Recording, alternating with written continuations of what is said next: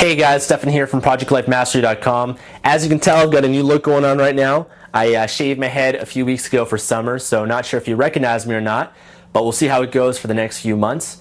But listen, in this video blog, I want to talk to you today about how to manage your finances, and I'm going to share with you a system, or a ritual if you would, that I've used every single week for the last 4 years that's really transformed my life in this area. And I'm also going to have a blog post that goes along with this video, so make sure that you go on to ProjectLifeMastery.com. I'll have a link to it in the description because I'm going to give this method to you. I'm going to give you the spreadsheets, the templates, everything that I've used to really transform and manage my finances on a weekly basis. Now, I will say that most people are totally clueless when it comes to managing money. In fact, most people, they're so focused on making more money in their job or their business, and they're obsessed about it, but they haven't first learned how to manage what they already have. And if you can't manage what you have now, even if it's a small amount of money, then going out there trying to make more money is not going to make anything better. In fact, you hear these crazy stories, right, where people, they win the lottery, they win $1 million, and then sure enough, within a few years, they're right back to where they were before. And the reason is because the reason why they just spent all that money and everything is they didn't know how to manage it. They didn't have the discipline, the habit, the mindset, the mentality to be able to manage that amount of money. And so developing the habit, developing the mindset around managing your money now, even if it's a small money, it's not the amount that is important, by the way, it's the habit. The habit is more important than the amount.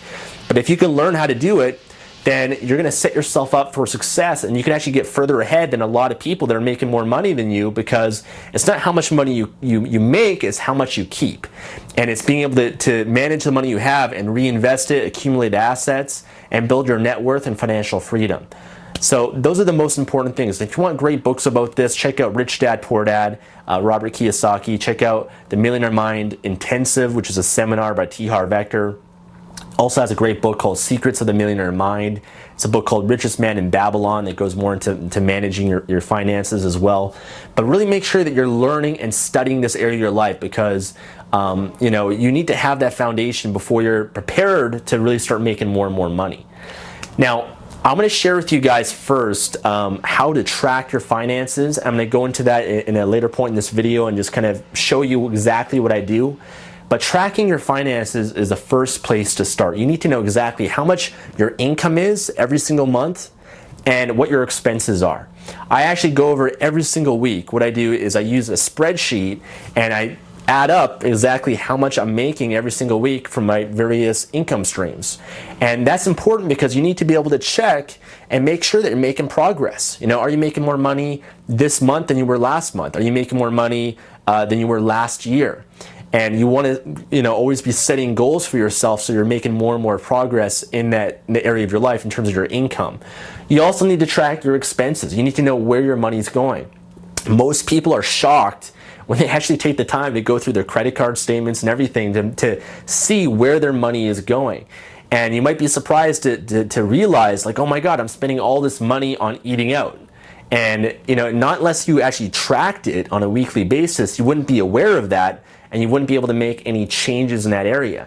So for example, you might realize that you're spending all this money on eating out. Well, now you can make an adjustment and start eating in. You can start cooking more food. You can start going to the grocery store. You can make those adjustments, and that's all possible because of the awareness that you have when you start to manage your money.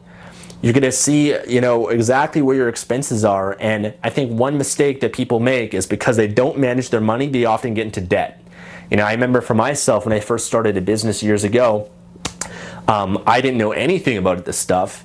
And, we were making all this money, but we were just spending money like crazy. And we believed that we were making money, right? That's how we rationalized to ourselves because we had this money coming in. But we weren't paying attention to all the little expenses that were adding up on a monthly basis. And it wasn't until we actually looked at our finances, actually wrote everything out so we could see where everything was going, we came to the realization that we were actually losing money every single month and we were getting in debt. And that's where you dig yourself a hole, which is very difficult to get out of. And that's why if you start now and you learn how to manage everything now, then you will avoid some of those mistakes. Another big mistake that we made is we didn't anticipate and prepare ourselves for taxes at the end of the year. Right? In the first year of business, we weren't prepared for that. We weren't putting money aside. We weren't managing our money. And sure enough, we got into trouble later on. And so that's part of the reason why it's so important to be able to track everything so that you can actually see that you're having a profit, right? You got to make sure you're having a profit every single month. You can't be living paycheck to paycheck. You're going to have to make some sort of adjustment so that you're seeing a profit, okay? So I'm going to go more into how to track your finances in this spreadsheet, everything I use. But the second most important thing is learning how to allocate your finances, meaning you have a certain amount of money that comes in, right? You have a certain amount of money that comes in every single month from your job, your business, your income streams, whatever it is, right? You have to allocate that money and put certain percentages in different areas, okay? So one model that I've used from T. Harv Eker, he has a book called Secrets of the Millionaire Mind, and he has a seminar called the Millionaire Mind Intensive, which I'll have a link to in the blog post as well, because I did a review of it last year. But what he says is that 55% of your income should go towards your necessities, okay? So 55% of your income goes towards your rent, your groceries, your cell phone, all your necessities in terms of daily living. Now, the problem is that most people, it's like 90 or 100% of their income goes towards their necessities. And the problem with that is you'll never be able to get ahead because you'll never be able to save money, you'll never be able to invest money, and you'll just be living paycheck to paycheck and not really making any progress, not building your net worth or your financial freedom, okay? So this is what he says, 55% towards your necessities, 10% of your income should go towards long-term savings, okay, long-term savings. You don't touch this money is long-term savings for something.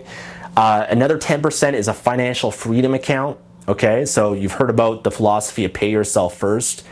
All the self-help books out there talk about this. All the finance books talk about paying yourself first. 10% of your money, pay yourself first.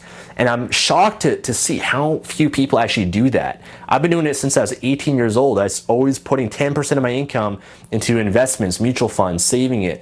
The financial freedom account is anything that can help build your financial freedom, anything that can start to accumulate passive income for yourself. It could be real estate, it could be stocks and mutual funds, investments, reinvesting that into a business. But you need to make sure that you're putting money aside for that purpose so that you can really get ahead. You can have your money to start working for you. Okay, so 10% long-term savings, 10% financial freedom. Another 10% is an education account. You need to be taking 10% of what you earn and invest that into yourself. Books, seminars, coaches, programs, things that can actually make you better, because Warren Buffett said the best investment today is in yourself. It's not stocks or real estate, it's in yourself. And if you're not improving yourself and investing into yourself to make yourself better, then again, nothing is really going to change. You're not going to be able to reach your goals and get further ahead. So you have to make sure that you're investing in yourself also. The other 10% is towards a fun account. Okay, so you have to be having fun. 10% of what you make, you should be doing things that you enjoy, really having some fulfillment in your life. Because if you're just working to save and invest money and you're not rewarding yourself by giving yourself any pleasure, then it's not gonna it's gonna be very difficult for you to keep going with it unless you're starting to see some sort of pleasure and taking the time for yourself to really enjoy life as well. And the last 5% is a give account. So 5% of what you make should be towards just giving to charities, foundations, in some form of making a difference. Okay, so that was his model of allocating your money. If you read the book The Richest Man in Babylon, they have a somewhat similar model, but what it comes down to is making sure that you have money left over every month so that you can reinvest it and you can save that money, which is extremely important. Okay, so I have it in the blog post. I'll go more into detail of that, and the philosophy is there. But right now I'm going to jump over to another video, and I'm going to walk you through the spreadsheet that I use to manage my finances on a weekly basis. And make sure you go to the blog and you can download everything that I use so that you can start applying it for your life as well. Okay guys, so this is the template that I use to update and manage my finances every single week. So first you can see that it's a Google document. I prefer to host it as a Google Doc. That way I can access it from anywhere in the world, from any computer.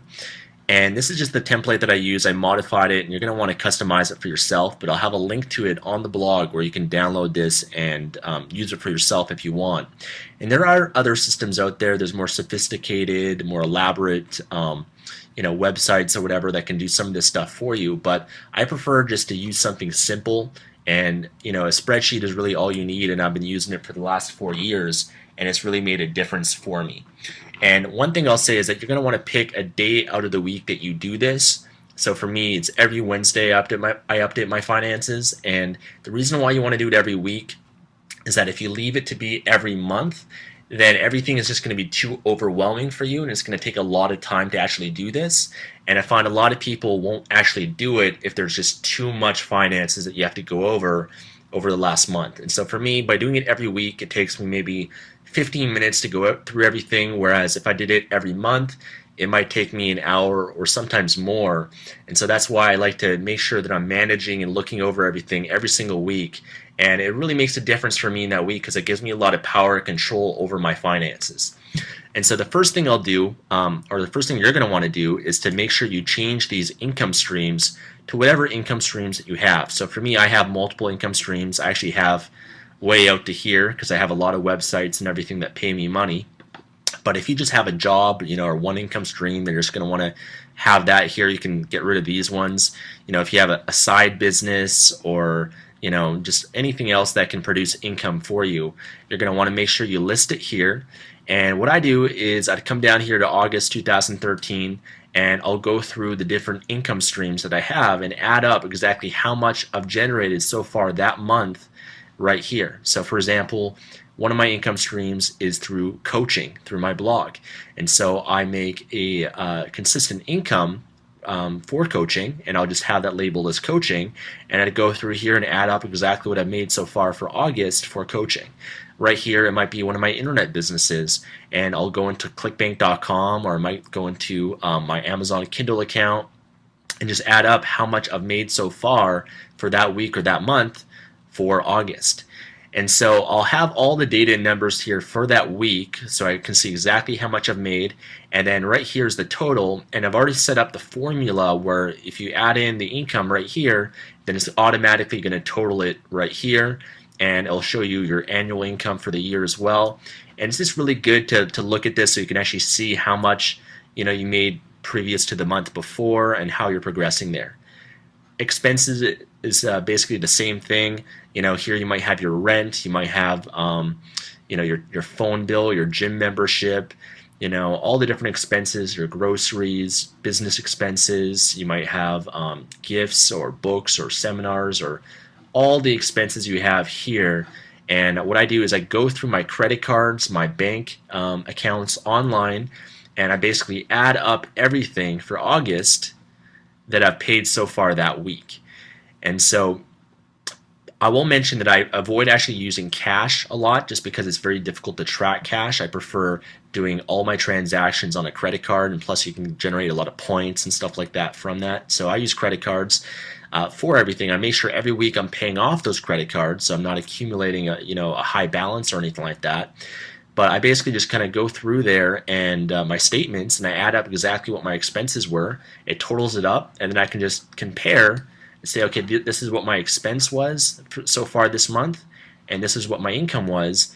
And hopefully, if you're doing things right, you're going to have money left over, and you're going to be able to allocate that money effectively. And you can also look at your annual expenses. I just have a note here of when I last updated this as well.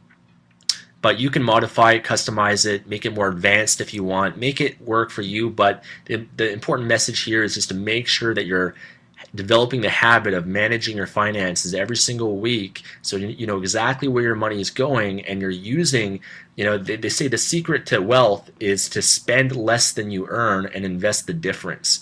And so as long as you're managing your finances and you're spending less than what you're making, and you're using that money to invest, to build your assets, to build your net worth, then you're going to be okay, and you're going to be able to be financially free. So hope this video helps you.